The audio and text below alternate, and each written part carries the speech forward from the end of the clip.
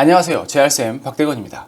제가 이전에 족저근막염 영상을 올렸었는데요, 족저근막염의 병원 치료에 있어서 가장 흔하게 그리고 핫하게 이용되는 체외충격파 치료에 대해서 그 비밀을 말씀드려 보려고 합니다. 체외충격파는 영어 약자로 ESWT라고 하는데요, 드래곤볼에 나오는 에네르기 파처럼 몸 밖에서 안으로 충격을 주는 파동을 말합니다. 몸에다가 충격을 준다고? 그것도 아픈 곳에다가? 그게 치료가 된다고? 진짜야? 체외충격파는 어깨에 석회성 건염, 오십견, 팔꿈치 상과염, 아킬레스 건염, 족저근막염 등에서 가장 흔하게 사용됩니다. 그런데 치료 효과는 사람마다 너무 달라서 효과가 좋다, 확실히 통증이 주는 것 같다 라고 하시는 분들도 있고, 이거는 아프기만 하고 괜히 했다 이렇게 하시는 분들도 있죠. 병원에서 하는 치료인데 결과가 너무 다릅니다. 이게 진짜 복불복일까요? 예전 중세시대에는 피를 수혈함으로써 몸이 깨끗해지고 건강해질 수 있다고 믿었습니다. 실제로 어떤 사람들은 건강해진다고 느끼기도 했어요. 그런데 또 다른 어떤 사람들은 오히려 건강이 안 좋아지더라는 거죠. 그래서 그 치료법은 사람마다 효과가 다른 복불복의 치료 효과를 가졌다고 생각했습니다.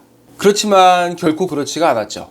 지금 우리 모두가 알고 있는 혈액형이라는 비밀 때문에 그 결과가 달라질 수밖에 없었죠.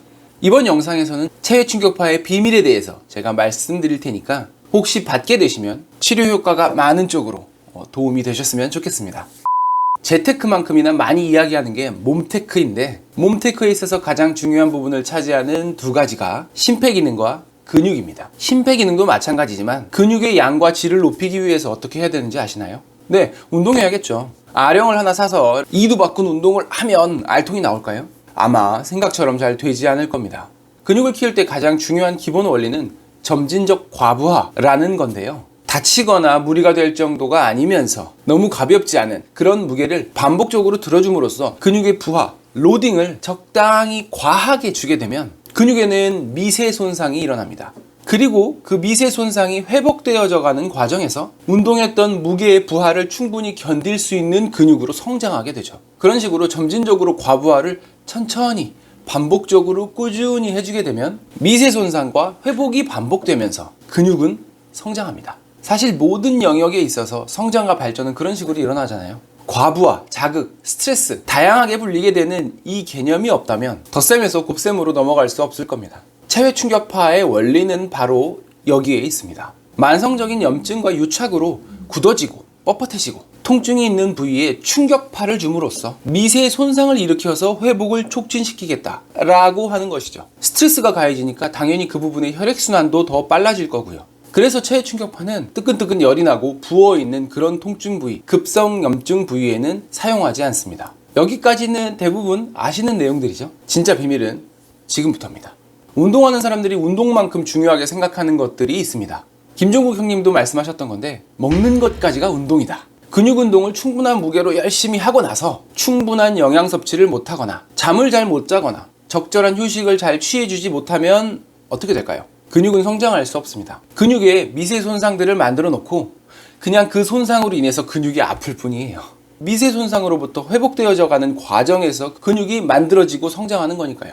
그래서 운동을 열심히 하는 것만큼 중요한 게 잘 쉬어주고 영양 섭취를 잘 해주고 잠을 잘 자는 겁니다. 네, 통틀어서 관리가 잘 되어야 된다는 얘기죠. 체외충격파가 이거랑 똑같습니다. 충격파로 미세 손상을 만들었다면 거기서 치료가 끝이 아닙니다. 이제 그 상태에서 미세 손상이 잘 회복돼서 정상적인 조직으로 힐링될 수 있도록 관리하는 것, 그게 중요하다는 거죠.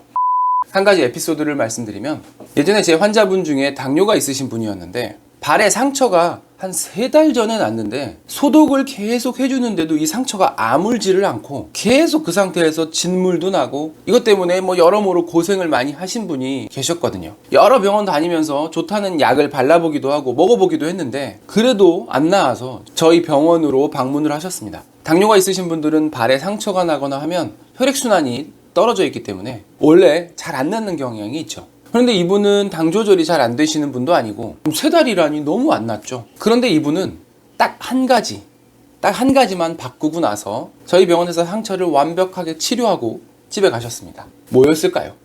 사실 답은 간단했습니다. 평소에 식사 어떻게 하시는지 여쭤봤습니다. 안 드시는 거 있는지. 얘기를 들어보니까 일부러 그러려고 그러시는 거는 아닌데 좋아하지를 않아서 고기 종류를 전혀 안 드신다고 하더라고요. 거기다가 당뇨도 본인이 있으니까 밥, 나물, 김치 이런 식으로 소식을 한다고 하시더라고요. 그렇게 드시는 게 우리가 보통 생각하는 건강식이라고 생각할 수 있기는 하지만 건강식에서 가장 중요한 거는 나물 반찬이 아니고 밸런스거든요.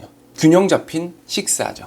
이분의 식단을 면밀히 살펴본 결과 단백질의 섭취가 너무 적은 겁니다. 고기는 안 좋아하신다고 하니까 생선이나 두부, 계란, 콩 이런 거의 섭취를 충분히 하실 수 있도록 했습니다. 그리고 일주일 만에 상처에 딱지가 졌어요. 체외 충격파 치료의 효과는 절대로 복불복이 아닙니다. 적절한 영양소 공급, 회복 호르몬의 활성화를 위한 충분한 수면, 미세 손상을 일으킨 부위의 적절한 휴식, 이것들을 잘 관리해 주느냐 못하느냐에 따라서 치료의 효과가 달라질 뿐이죠. 이런 회복 과정을 노리고 시도하는 것이 체외 충격파이기 때문에 일주일에 1회 혹은 2회 정도만 시행을 하는 겁니다. 충격파 자체가 그냥 치료가 되고 효과가 좋으면 왜요? 맨날 하지. 균형 잡힌 영양, 많이 먹으라는 건 아닙니다. 편안하고 충분한 수면, 치료받는 부위 잘 쉬어주기, 부위에 따라서 조금씩은 다르지만 체외 충격파 치료를 받게 되신다면 이 세 가지 꼭 지켜서 관리를 해주신다면 반드시 충분한 효과를 보실 수가 있을 겁니다. 아무쪼록 여러분 아프지 마십시오. 제알쌤 박대건이었습니다. 감사합니다. 끝. 구독, 좋아요, 감사합니다.